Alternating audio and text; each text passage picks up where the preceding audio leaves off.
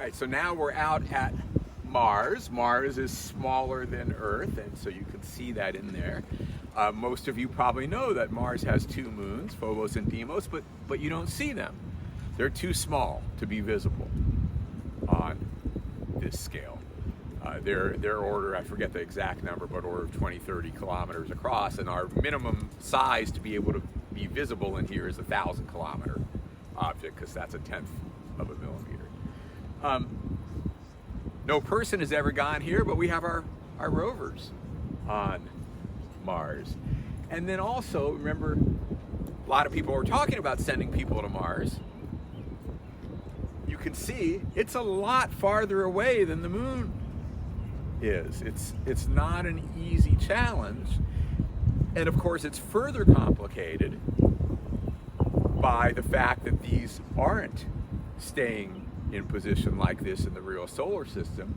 They're orbiting around, and Earth orbits around the sun in 1 year. Mars is almost 2 years, which means since it's several months minimum to get to Mars with any rocket technology we have available now, when you take off, if we take off when they're fairly well lined up like this, you take off from Earth and you come to Mars, let's call it 6 months, and you get here to Mars, well, Earth now would be on the complete other side of the sun. And so then you're okay, we can't go home because it's too far.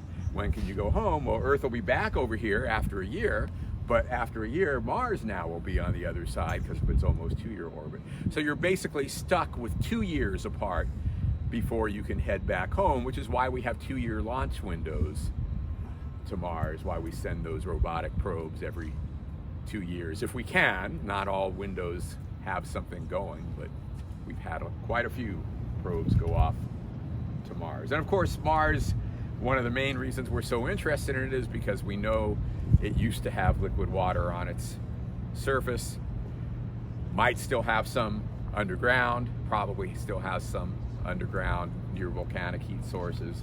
So did life ever get started? And if it did, might it still survive somewhere?